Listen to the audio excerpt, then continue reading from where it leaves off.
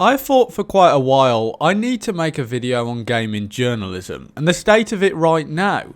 I feel we've hit an all-time low with the poorly crafted articles and push of more extreme politicised views over the actual reviewing of video games. But if we are going to start looking at criticising the politics in video games, let's see more than one political opinion, as at the moment I feel nauseated reading through articles that want to push their homogenised views and beliefs at me. Of course, gaming media in the past has tried to make gaming political when they compare gaming to the increase in violence with no evidence whatsoever. You get to essentially be a terrorist and kill people, and it's very realistic. So sit back and enjoy, and of course I'd like to hear your opinions on this. Also, I want to say I've read a lot of these articles and subsequently may have lost a few IQ points, but it's all good. Remember when gaming journalism used to talk about games and not try to shoehorn in their political views? Yeah, I can't really remember either. It seems these days many of the major gaming journalists get so caught up on dividing their readers with silly and provocative articles, they're either out of touch or they're doing it to create reactionary content to get more clicks. I'm leaning towards out of touch though. Let's look at a couple of examples of this. First, let's take a look at one of my favourites, Polygon, and their review of The Witcher 3. He took great offence at the amount of nudity and goes on to rant about how the game is misogynistic because of this. The review mostly focuses on politics and attempts to tell gamers why we shouldn't play this game.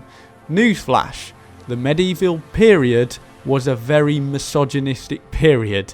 They tried to capture that and did a fantastic job with this game. The reviewer gave 8 out of 10, even though they gave GTA 5 9.5 out of 10.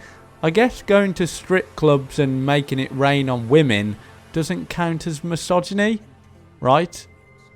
You can have your own views, but don't make that influence your overall score of a game, as many gamers play for the mechanics and fun of a game. He then went on to rant about how he hadn't seen any ethnic characters in the game. The setting was a predominantly white area in which it was set, that being Poland. Besides, the game is seen as many as the pinnacle of an RPG game and really sets the standard for it. I wonder what they will attack CD Projekt Red with next time with the upcoming game Cyberpunk.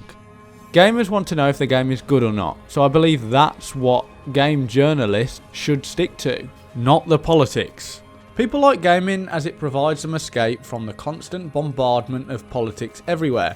However, I want to say that talking about politics in gaming is okay, but we need a balance of opinions. To me, it seems there is only one opinion that comes out of these gaming sites, the more extreme liberal leaning one. This therefore leads to many people being put off by the inflammatory articles that serve absolutely no meaning whatsoever.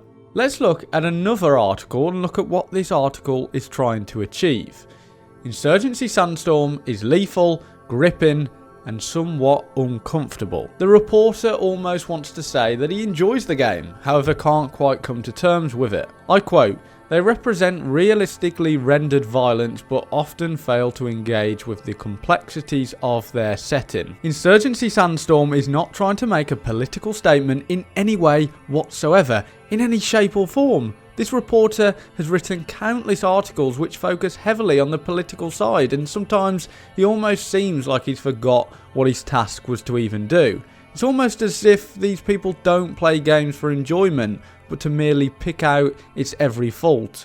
I quote again, "Is it possible to play this game without worrying about that? Sure. Is that how I find myself approaching it?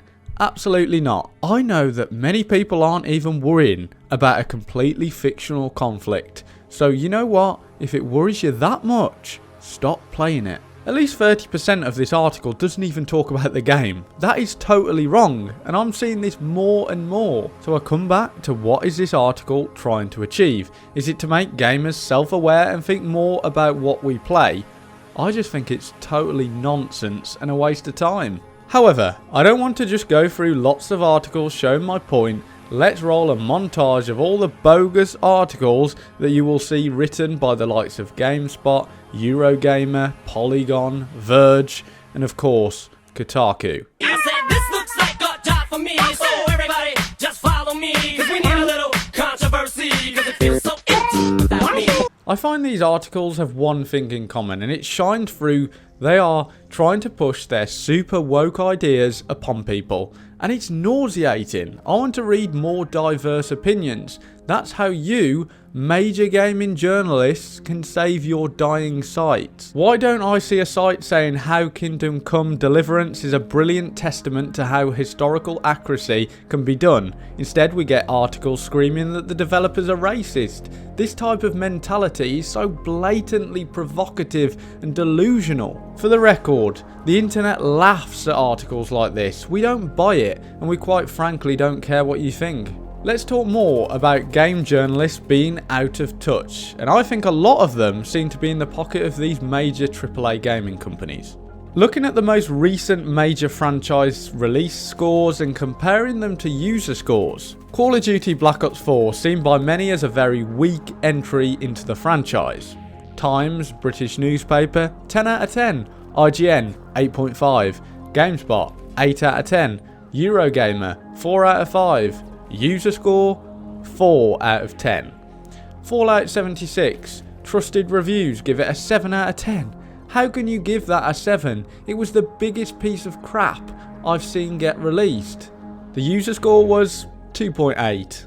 NBA 2K20, IGN give it a 7.8. The user score, 0.7. It's the same sort of rushed out copy and paste that promotes gambling to younger children. How and why are these companies still giving high scores to these big franchises?